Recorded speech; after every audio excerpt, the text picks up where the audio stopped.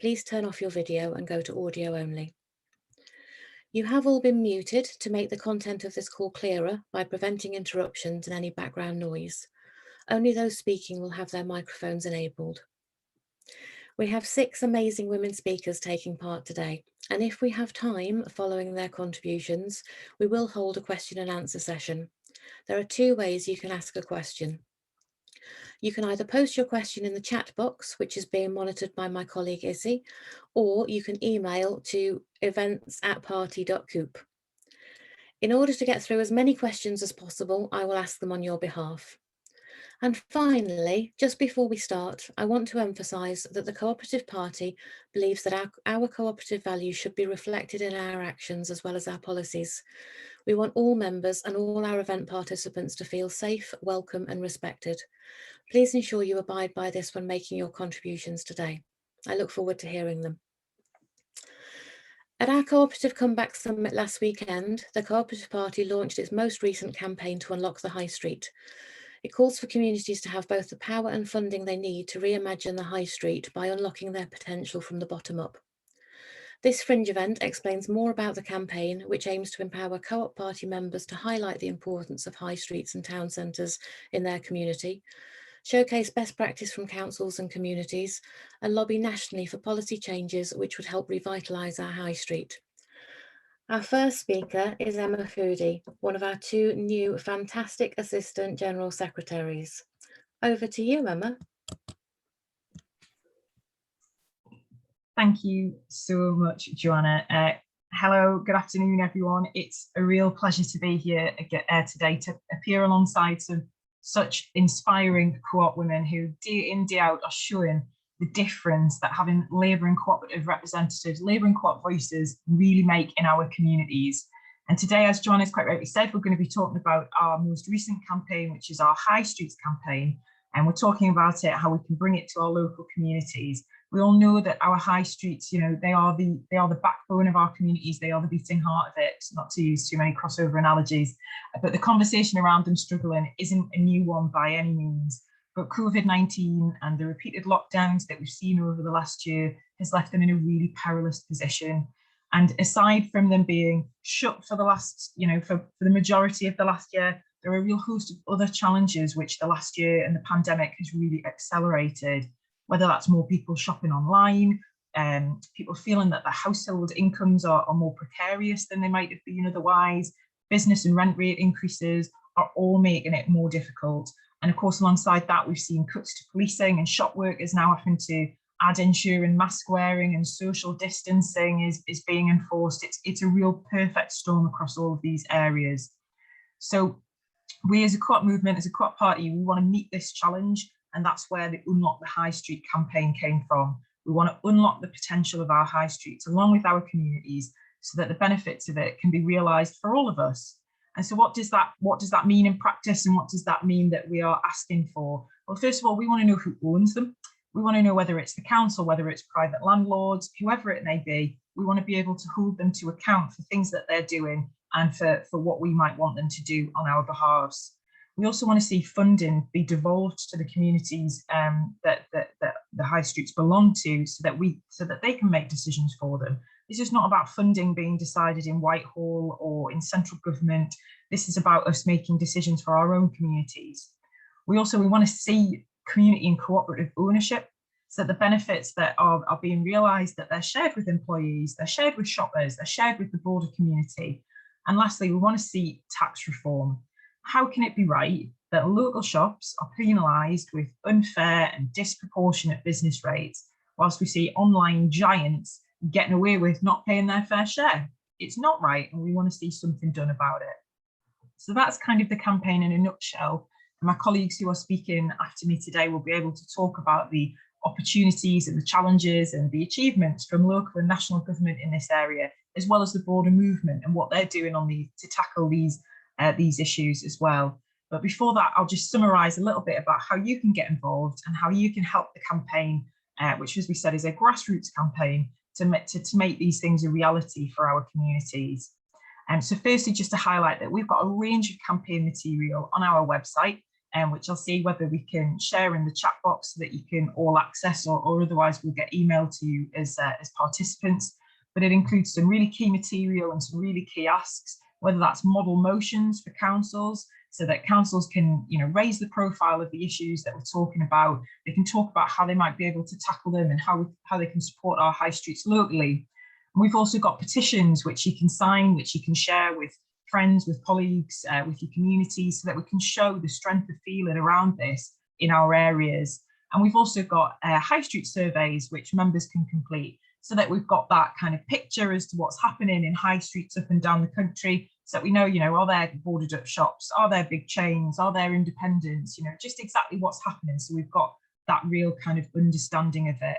And we've also got things like model letters for newspapers. We've got content that you can share on social media to highlight the campaign, to get others on board and involved in it. And also so that you can share it in any local WhatsApp groups that you've got, or social, Facebook community groups, or whatever it might be that you're a part of, so that we can really get people talking about this and get this issue raised as much as we possibly can. But we all know that the last year has been a really challenging one. But one thing that really showed through when it comes down to it is that we all still rely on one another, and we all still support one another in our communities. And this campaign is a fantastic opportunity to build on that, to demonstrate those cooperative values, and to make a real difference that all of our communities will be able to benefit from. Thank you.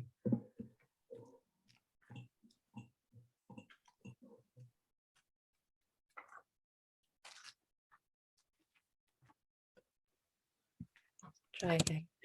Thank you, Emma, for that great introduction to the campaign. Definitely one that everyone can get involved in. Our next speaker to talk about this is Councillor Doina Cornell, who is the leader of Stroud District Council. Thank you very much, and thank you for inviting me to speak. I'm really excited to be part of this campaign that has just started with the Co-operative Party as a Labour and Co-operative Party councillor. I've got a few minutes to speak, and I was just trying to work out how I capture some of the issues and the opportunities, because this is an issue that's really important to me, and it's quite difficult to summarise it. And I read the brief from the meeting, and it's really depressing. It's talking about the high street sort of declining and how dreadful it is, and we've got existential challenges and all the rest of it. So I'm hoping I'll sort of go through some of the issues, but maybe leave you with a bit of hope. There are things that we can do. And although obviously the pandemic has had a very negative effect on communities, potentially there's also some opportunities there as well. So just a little bit about Stroud District, if you're not familiar with what we are a collection of towns, market towns, and very small rural communities. And as well as the high streets of the market towns, we obviously have community shops. So quite a range of different high streets. When we talk about high streets, we have a lot of high streets in our district. I'm the leader of the council, but Stroud District is a very diverse community, and I actually lead in cooperation with our Green and Liberal Democrat colleagues, and obviously work with the Conservatives as well. So a very diverse district in that respect. I personally represent the town of Dursley, which is probably quite typical of the towns in our area. At one time was a very industrial town, lots of factories. Those have all closed now. We've just lost the last bank. I think we started up with 4 banks when I moved here 20 odd years ago. There's none left. So very much on a very small scale compared to the big cities, we face exactly the same challenges. And some of the things that always come out very strongly where we live is there's a very strong sense of identity. People really care about the places where they live in our towns. And I think what's been interesting about the pandemic, it has had a very negative effect in many respects with the closure for so many months of our businesses. But what we've also seen is a real unbelievable outpouring of community support. And also because people haven't been able to travel, what we have picked up anecdotally from all of the towns in our district, that actually people have been happier to go and spend locally and visit their high streets in their towns, because people are feeling a little bit more uncertain about cities now. And there's definitely accelerated as well a move away from the cities, particularly for young families wanting to move to the smaller town and sort of country sort of area. So that's what I think there's possibly an interesting effect of the pandemic, that going forwards there may be potential and a bit of hope around how this might help to help with our town revival. I'll come in a minute to some of the things we've been doing as a council, what we plan to do in the coming years. We've just been through a local election But obviously we've had that postponed. We had a whole year of working on the pandemic. During the recovery and so the recovery period, as we were trying to support our community, some practical things that we did was around really trying to sort of help encourage people to go into their local high streets, that they would shop local, that they'd think local. So we put quite a bit of the funding that came from central government into that. And the other thing we really wanted to do was, when government was sort of putting a lot of money our way around the business grants, the criteria was sometimes a little ambiguous as to who would be eligible for that. So we really picked on those sectors, for example, hospitality, which didn't always quite meet the criteria, to get practical measures out, you know, so that people could get that funding. And just on the sort of out of our local election, now we're putting our new plan together. So really this high streets support is very much at the heart of what we're trying to do as a council over the next few years. But I just wanted to give you a few examples of the things that we're doing within that plan, because it shows you that high streets aren't just about retail, they're about community. And I think very much this is the theme of this session. And I think we need to move away from the idea that the only way you're going to solve the high street problem is just having extra shops in there. I think it's a much broader picture. So one of the things we're looking at is around the green spaces and encouraging things like no mow May. So you have the wildflowers in your town, so you're thinking about the environmental aspect, that they're welcoming and places that people want to go to, and obviously how you're looking at walking and cycling as well, how you're disincentivizing people to use their cars. So what practical measures can you do as a council in collaboration with your communities to do things like that? How do you encourage things like local reuse and recycle sort of shops, for example, that people might be looking at doing that, so you're cutting down on waste. We're also looking at the mutual aid, how we support those groups which grew up over the pandemic to become more sustainable in the long term, and that they would provide support, so particularly for people who sort of fall through the gaps, but again, making sure that part of the community is at the heart of that. And again, we have to mention, you know, I represent the district council, we have the county council, and then we have that whole layer of town and districts as well. And how do we work in partnership with the town and the parish councils? I've got 52 in my district, to ensure that we do something collectively with them.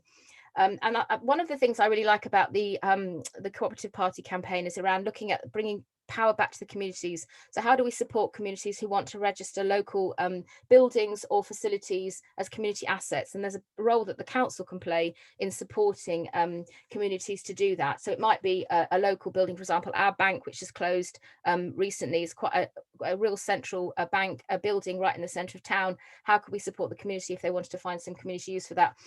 Behind it will be a very complicated process. So again, that's where the council needs to play its role in supporting communities in that. So I think one of the aspects of the Co-operative Party's campaign around transparency, I think, is incredibly important.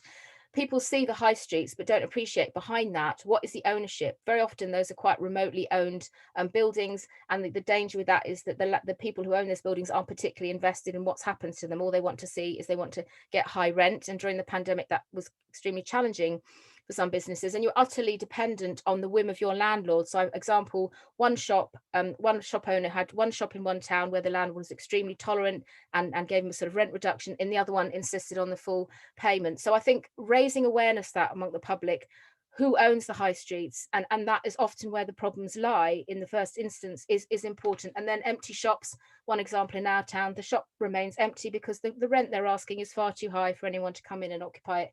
And again, as we're talking about, can we get people in there as a temporary basis? Just an aside, as our local Labour Party during any general election campaign will always negotiate to occupy an empty shop just for the campaign duration. So again, you know, how can you as a community do local deals with landlords in order to use those shops to keep them open and occupied, which is always more preferable. And then we're doing a whole piece of work around how we support local businesses, providing them, for example, with support and training so that they could be more digitally enabled. As I said, supporting and encouraging people to shop local. I'm really interested in the concept, which is in one of the motions, which is proposed that the Co-operative Party gets us to adopt as a council, looking at community improvement districts as opposed to business improvement districts. Going back to what I was saying around, let's shift the focus to community as opposed to simply retail. Retail is important and it is a livelihood for many people, but it needs to be sort of part of a bigger picture.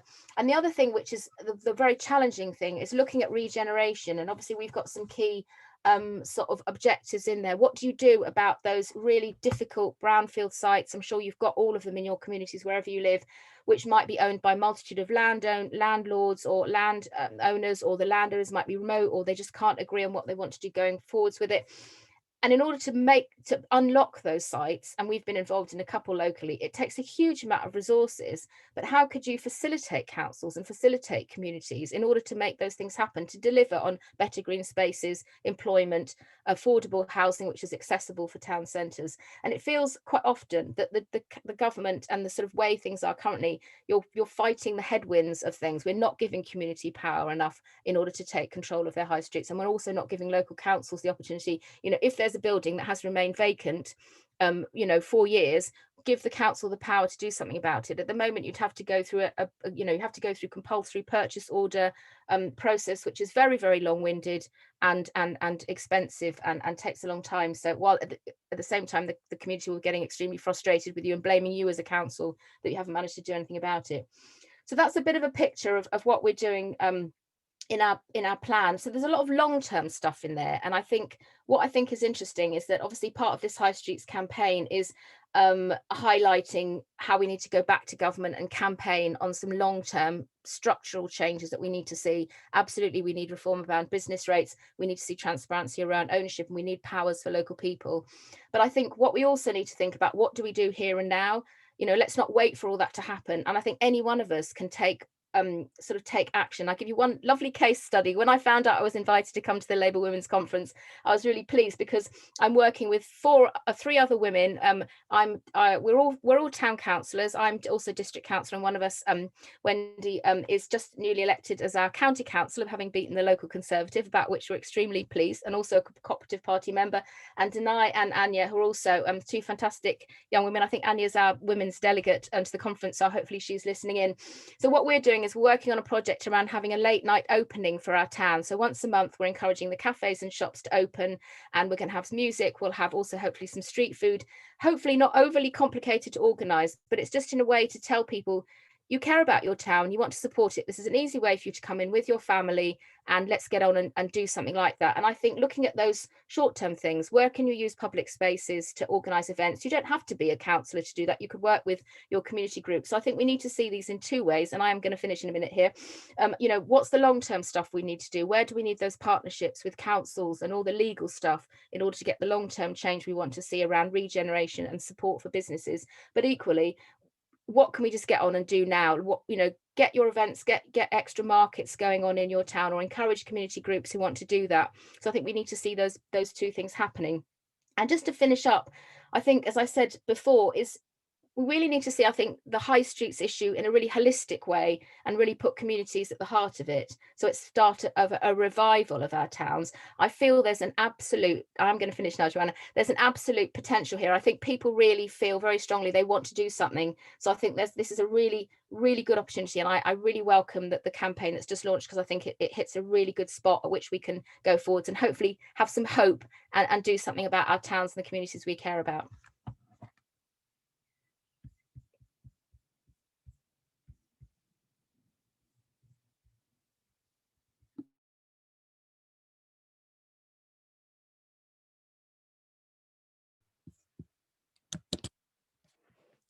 Thank you, Doina. It's great to hear what Stroud District Council are doing and some of the things that people could get involved with themselves. We'll now hear from another council leader, Councillor AROOJ SHAH, who is the leader of Oldham Council. Thank you. It was fantastic to hear from Joanna. I had the pleasure of doing that last weekend as well. And she always leaves me so energized, but equally I hate going after her because she's such a fantastic public speaker as well. But I'm delighted to be here today amongst my lovely and great co-op family, who have been a huge pillar of support for me throughout the many past and difficult years, I'd say. But I thought I'd just start to say something with a little background to Oldham for those of you who aren't lucky enough to know, or be familiar with, but we're one of the greatest northern mill towns. And if you've heard that before, I'm really sorry, but I just have to push it all the time. But Oldham was an international centre of the cotton industry and had a really, really strong manufacturing base. And it's what brought my parents to Oldham in the 1960s, and they never ever left. And I'm so grateful for that. But this has slowly declined over the last half a century. So we've got Manchester on one side of us, and we've got the Peak District on the other, which makes us really unconventional, but a really great place for a staycation this summer if you haven't already made plans. But like many similar places, our town centre has struggled in recent years due to a combination of issues, but mainly the rise of out-of-town retail parks like Joanna referred to earlier, the shift on online retail, the unfair business tax regime, and a preference for the city when it comes to shopping as a leisure activity. And frankly, the fact that a lot of people just don't have a lot of money in their pocket in places like Oldham. So around 18 months ago, we took the decision that trying to prop up the existing retail offer while hoping for a reversal of the shift in habits just wasn't going to be enough option, and that we were going to have to look at a very different approach, and we knew that would be necessary to move our town forward. So we developed a new vision for the town, and that brings the retail we have closer together and mixes in a combination of work, leisure and homes. And we're looking to create a more natural footfall in the town and through the leisure offer and give them more reasons to stay for longer. And this includes using some of the space that used to be a retail for a new town centre park. We need our town centre to be a place where people from all across our community feel comfortable and safe, and that has to be things for everyone there. And part of achieving that is through the mix of opportunities, and part of it we recognise is through designing spaces so they're well lit, open and accessible, and part is through building football at all times of the day so the town always feels welcoming and active. So to make our vision a reality here, we made quite a bold choice last year to buy the shopping centre, which is at the heart of the town. And at the knockdown price that we actually paid for it, it felt like a really surprisingly safe investment. But it's not about the council trying its hand at commercial speculation. Instead, I just think it gives us a real opportunity to do something different, to utilise a key central space in a different way with a different mix and a different type of tenant. And as well as creating a new event space and fresh food offering, we're planning a dedicated space for cooperatives and social enterprises to get support, work together and develop to answer the challenges Oldham faces. And of course, it's needless to say that it's really important that we're responding to the needs and demands of our residents, like Joanna mentioned in her comments. So having conducted an initial consultation to bring together ideas, we'll be going back to residents for a bigger conversation, because I agree with Joanna, our communities have to be part of that conversation about what we do with our town centre and our spaces. And we're planning to do that over the summer. And that's where actually this campaign is so timely. So the Co-op High Streets campaign is going to be extremely helpful to us. It's going to strengthen the conversation we're having with local people and to make sure we're shaping Oldham's future in a way that has cooperative principles at its heart. We've been really fortunate to secure funding through Future High Streets Fund and the Towns Fund. And although the Co-op campaign is absolutely right to argue that this sort of funding should be devolved, Westminster is in no position to judge whether our plans are right for Oldham, even if they are right in our case on this occasion. As a result of securing that funding, though, we're now at a point where we can look forward and focus on delivery and implementation. And this gives us a chance to consider the oversight for our work and how we put our community at its heart. So I love the idea of the community improvement district, and it's something we'll be looking closely at as a central oversight structure for Oldham and its town centres. There's loads of work to do, and I'm sure there will be missteps along the way, but I just feel like we're on the right path. And the more we can put principles of transparency, community power, and real community ownership at the heart of what we do, I think the more confident I am that we'll get to where we need to go. So thank you for listening.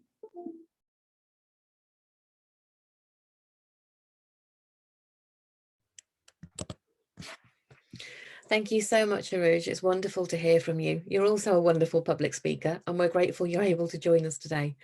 It's really good to hear what different councils are doing. So it's really good to have had two different councils give us a bit of an update. Our next speaker is Baroness Wilcox of Newport, the shadow spokesperson for Wales and opposition whip to the Lords. Debbie, I'll hand over to you.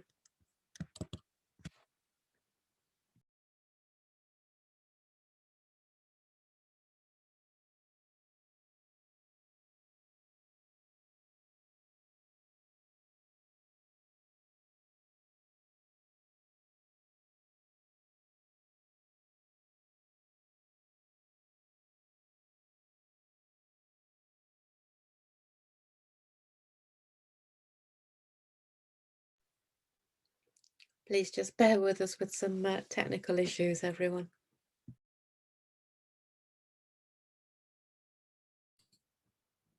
Debbie, I think you're muted. I think, can you unmute yourself? Yes, sorry. Okay. Take two. Should we try that again?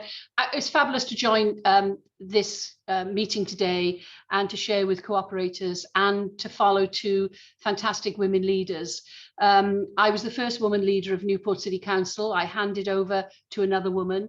We've now got 4 women leaders in Wales in our councils, where we had just none or one. So, you know, to see young women coming through is fantastic. I'm going to give a bit of an overview about what I do in the Lords, because I don't think we tell people enough how vital a role it is in the second chamber. And I know there are various views out there in terms of, you know, should the Lords exist at all? But let me tell you, sisters, it is the only place in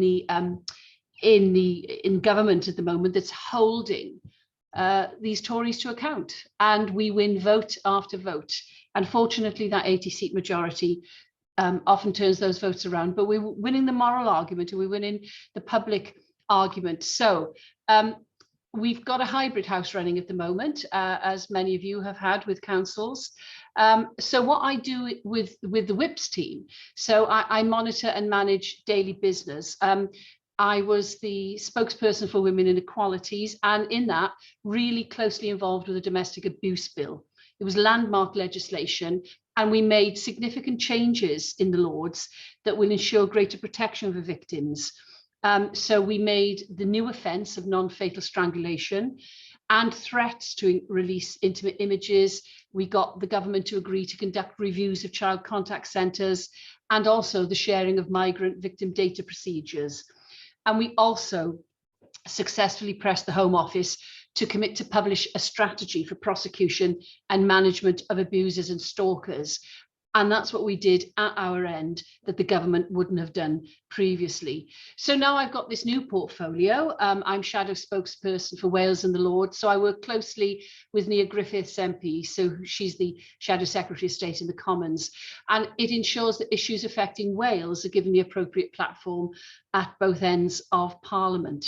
I'm also the Education Whip. I was a teacher for over 30 years. And if I know what I'm talking about, I know what I'm talking about in education, having been a frontline practitioner. And I'm also the whip on DWP. And I'm learning very much from a great colleague, Baroness Maeve Sherlock, who worked at the side of Gordon Brown as Chancellor and Prime Minister. And, you know, Maeve invented tax credits. She won't take the credit for it, but she did.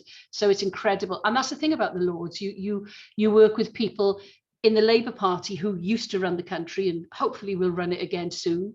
And they have such a wealth of experience. And so we scrutinised and revised 59 bills in the last session, and we got the House of Commons to think again and forcing those changes to legislation that might otherwise not have been made. But as well as fulfilling the scrutiny role, members like myself are also able to raise issues of public concern. We're able to challenge ministers through oral and written questions, and I'm holding this government to account on behalf of Wales. So what are Westminster doing? Well, they're trampling all over the Welsh government with its so-called Levelling Up Fund. Wales is expected to receive a 30 million to 50 million share of the new fund in 21 to 22, and bids had to be submitted by June the 18th. And councils across Wales are in a race to get hands on the cash. It was money which used to be given to the Welsh government to administer, and the UK government is unwilling to give the money to the Welsh government. In a way, they're going behind their backs. And it's really disappointing in that sense, because it is trampling over a devolved government.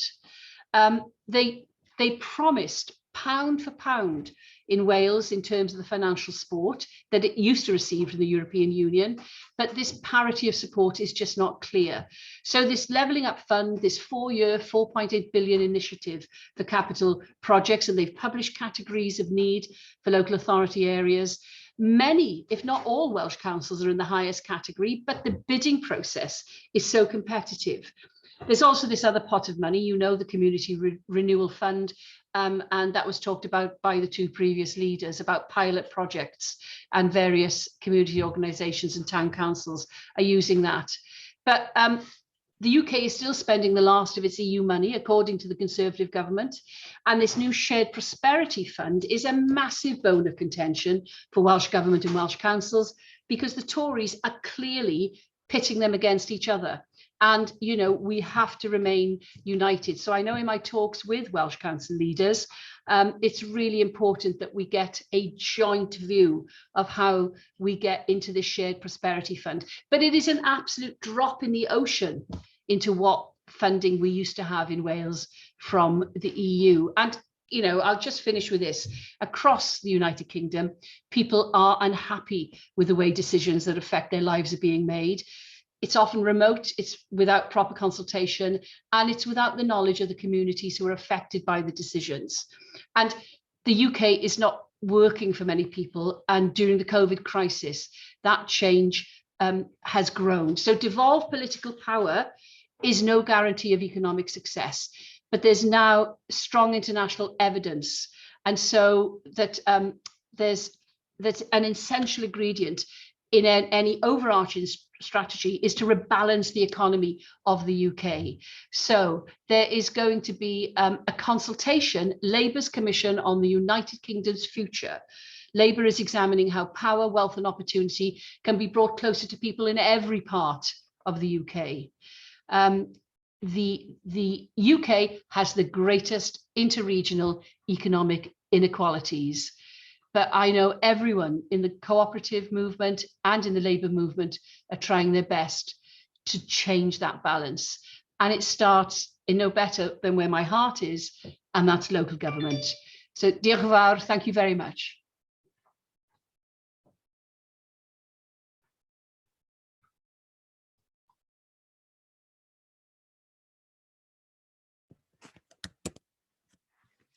Thank you so much, Debbie. There's certainly a lot of holding to account to be done at the moment, so we truly appreciate all you do. Our fifth speaker today is Joy Allen, Durham's newly elected Police and Crime Commissioner.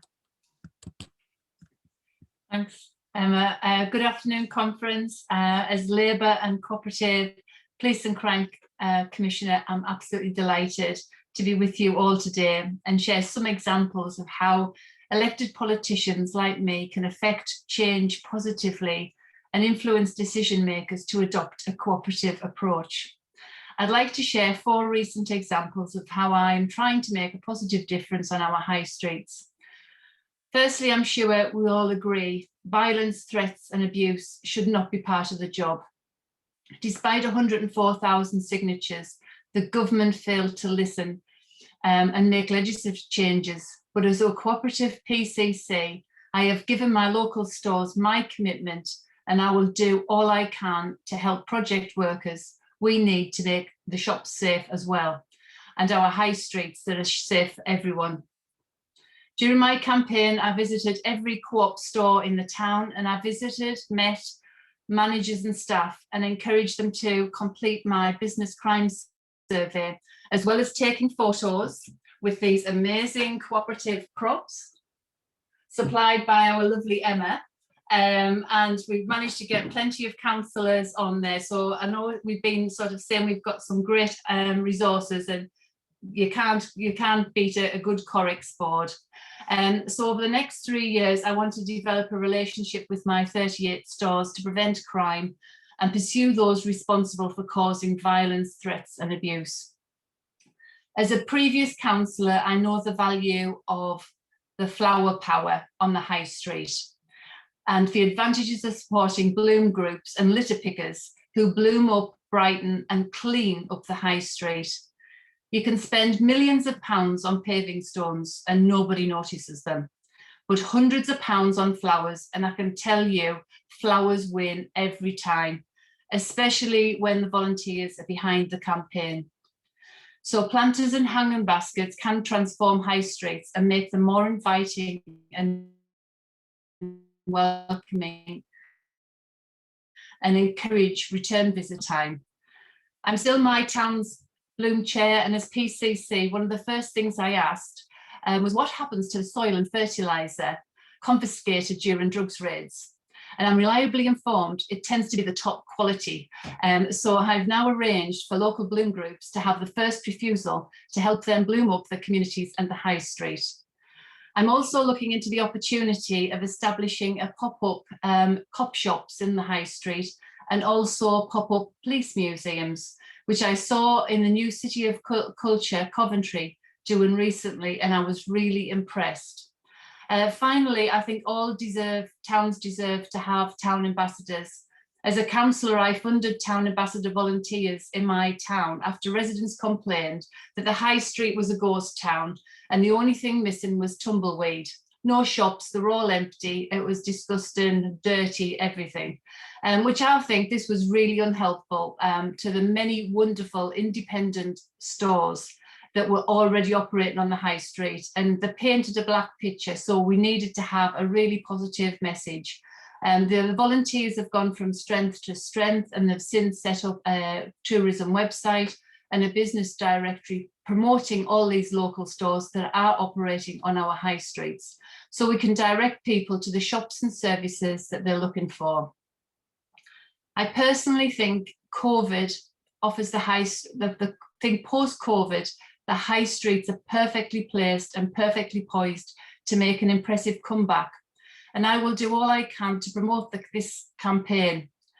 The tide already seems to be turning in my hometown that recorded over 81,000 visitors in May, which might not seem a lot if you live in a city, but compared to the highest figures recorded last year of 50,000, the green shoots are certainly starting to appear, and I hope it blooms in July when the lockdown is eased. Thank you, conference.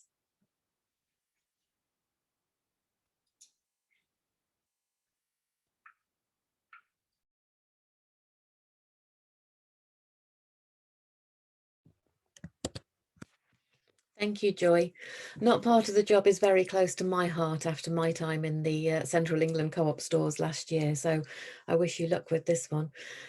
Moving on to our final speaker, who is last but definitely not least, let me introduce Carrie Aspin, who is the Senior Researcher with USDOR, the Union of Shop, Distributive and Allied Workers.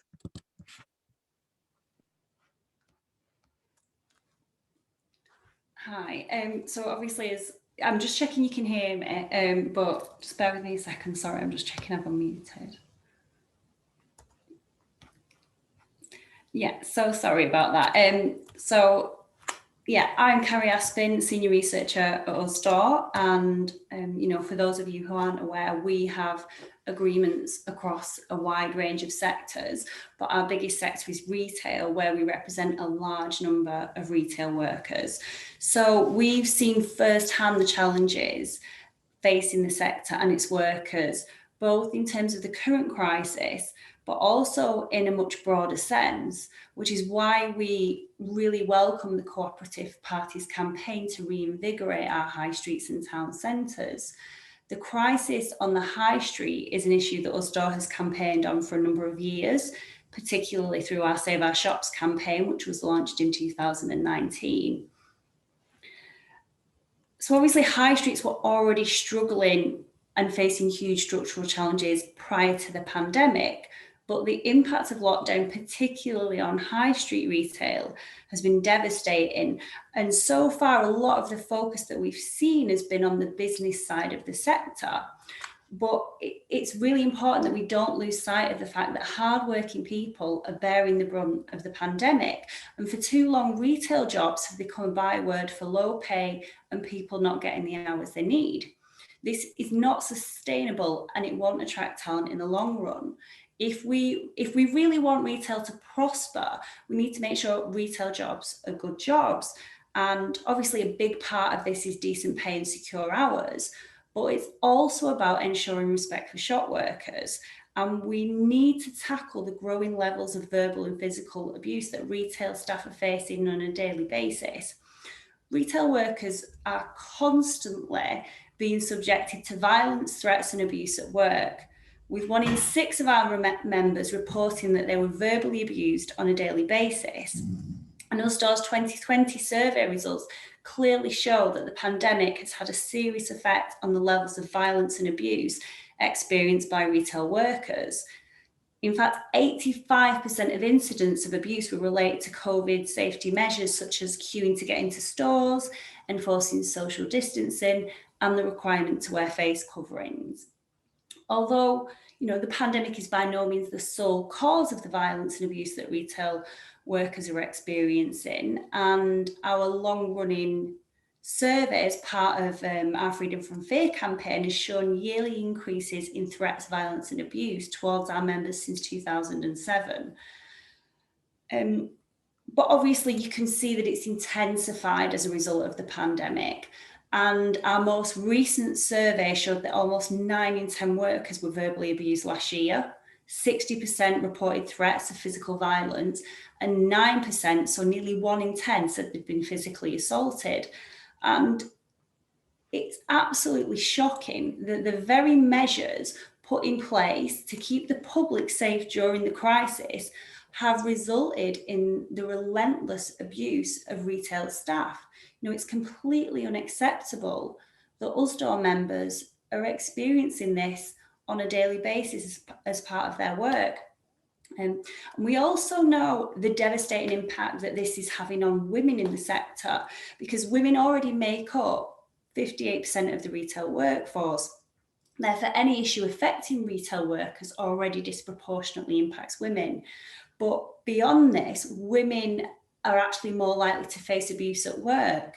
In 2019, 70% of female workers faced abuse from customers, compared to 62% of their male colleagues. And this is why Usdaw's Freedom from Fear campaign, along with the work that the Court Party are doing to put in place stronger protections for retail workers, is so important.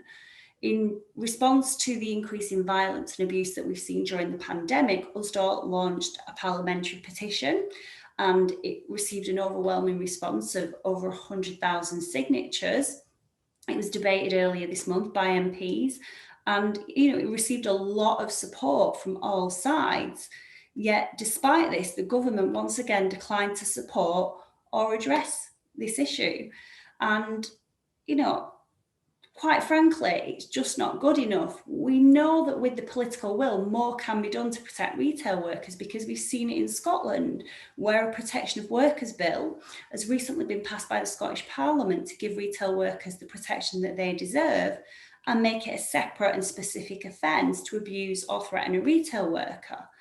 This is obviously a really welcome development, but it also shows how Westminster could tackle the issue of violence and abuse against retail workers if they really wanted to.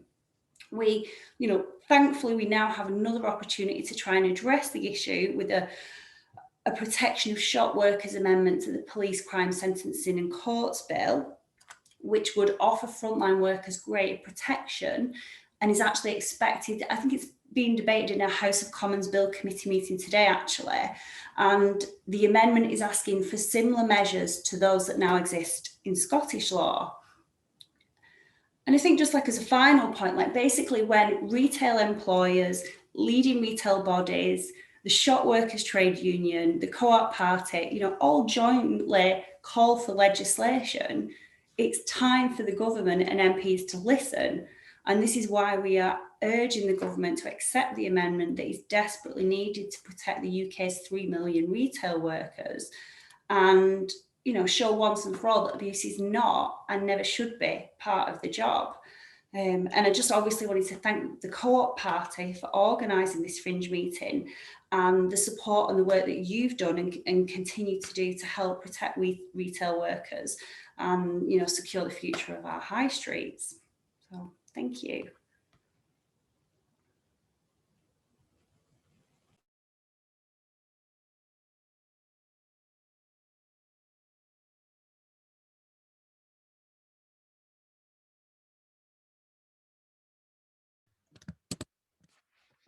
Thanks so much, Carrie. Usdaw have done such good work on the high street, and we hope we can continue to work cooperatively with you to convince the government that retail workers certainly don't deserve the abuse and violence that they suffer. I'm just going to check with Issy if there have been any questions come in today.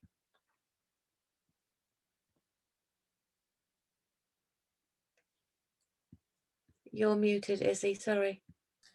Hi, yeah, we've got one from Jill Roberts. She says she's very interested to hear all of the speakers today, and Stroud's way forward sounds amazing and achievable.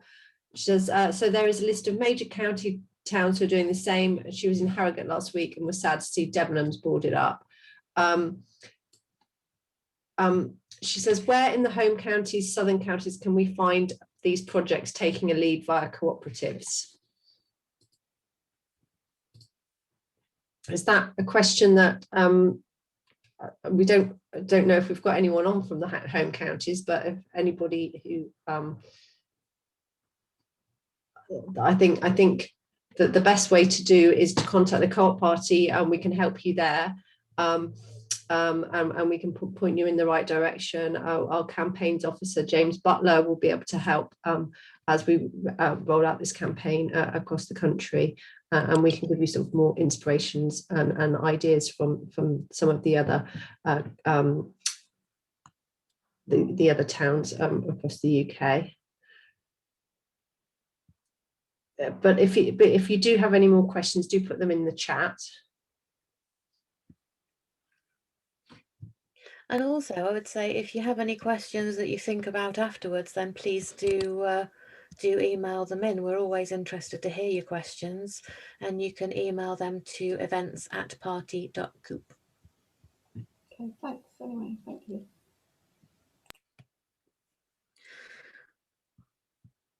One question, let me just have a look. So from Elaine Pritchard, our Victoria Market Hall could be a fantastic community hub, but our town deal board is hell-bent on using a big chunk of cash from the government to move out traders and cafe. We don't know where to yet, and move our library from a purpose-built building into them. I'm not sure where you are, Elaine. We have something very similar where I am in Derby, which is quite disappointing, actually. Question from Mary Cannon. What can be done where Labour is in opposition? I'm wondering who might be best to answer that one. I think Emma Foody would probably be good to answer that. Yes, thank you. I think there's lots to be done, even if Labour are in opposition. I think that if you've got a grounding of councillors who you're able to work with, who are either Labour and cooperative councillors or are sympathetic Labour councillors themselves, then I think that's a really good place where you can work with them as well. Whether it's again bringing those motions to council, so in fact actually that we can put a bit of pressure on our opposition. You know, are these things that the Tories are going to oppose when it's put to them? The idea of communities being able to take more ownership over their local areas. I think that puts them in quite a political bind, actually. So in fact, there's a good opportunity there to put a bit of pressure on them to exert some influence. But also, I think it comes back around to what we were saying before as to what individual members can do as well. Individual members or branches, activists, etc. And again, I know Issy flagged in the chat the different kinds of campaign materials which can be accessed via our website. But is that about using this petition in your local communities? Is that about sharing things on social media or within different kind of, local village groups that you might be on Facebook or WhatsApp, etc., so that we can keep this conversation going about it? And is it also about doing the high street surveys? We talked about making sure that we have that national picture of what's happening in different local vicinities and high streets, etc. So I think there's lots that can be done. And so don't despair if you're in an area that's not necessarily Labour controlled. There's lots of things that you can still get involved with to take the campaign forward. Thanks so much, Emma. Certainly something that I'll be hoping to take forward to my council shortly. Just wondering, people on the call, lovely people on the call, what is the single biggest issue in your area? Concerns sort of for your high street, or the biggest issue facing your town?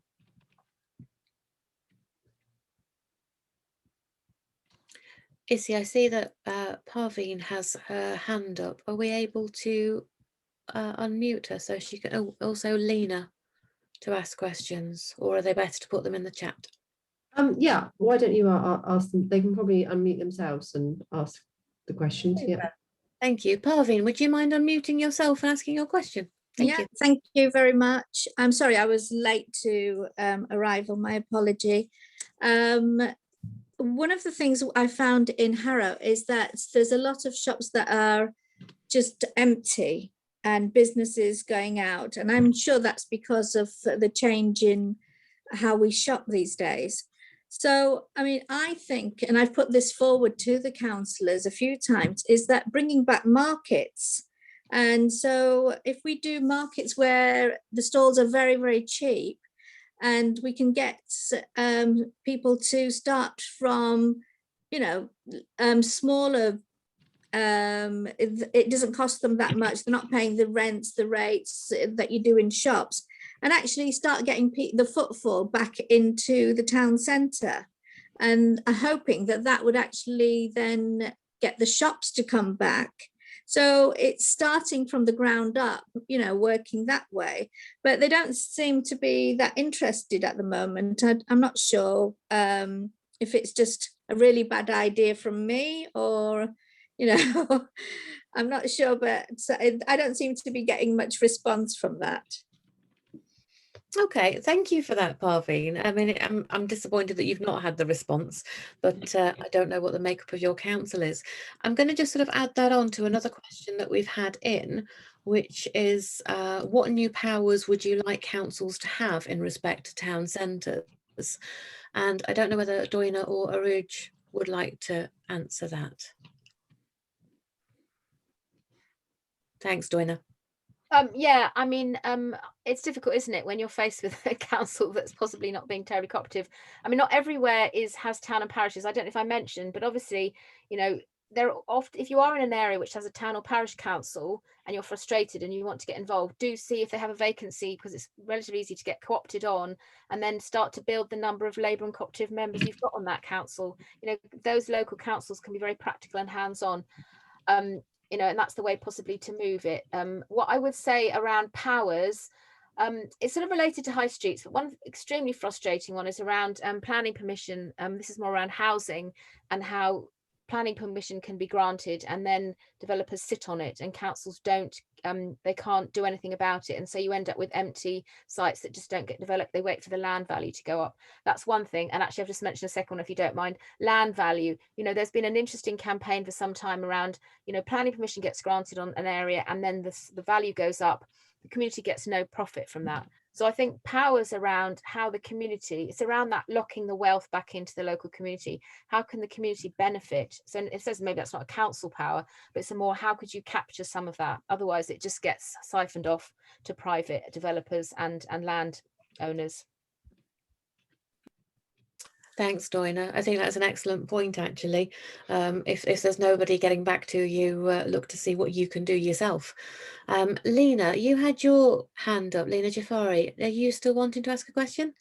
I think I didn't want to so much ask a question. I just wanted to, I think you mentioned something about the issues in your local area or your town or city. I just wanted to say, in my local area in Beswick, I'm the branch secretary for Ancoats in Beswick, but in Beswick there's a lack of youth projects. So you see a lot of the youth, you know, just on the streets, you know, smoking weed, grouping and on motorbikes and stuff like that. So I'd like to ask, is there, like, what kind of, are we thinking of policies for youth, for activities for youth, because they are our future, so we need to make sure they're on the right road. And also the Debenhams in Manchester city centre as well, Manchester Central constituency, is shut down, so there's issues with the high streets as well. That's all, thank you. Thanks very much, Lena. Joy, are you involved in any sort of schemes for younger people in Durham to sort of, you know, get them involved in things and sort of, you know, stopping hanging around? Well, we are involved in like the community alcohol partnerships, which is a great opportunity to bring multi-agencies together. But it's about looking at diversionary activities for young people. There was a really good scheme run by police called Auckland Games, and it really engaged with the young people on an estate that had a lot of antisocial behaviour, and also linking to the high street where they congregate around the bus shelters and the bus stations.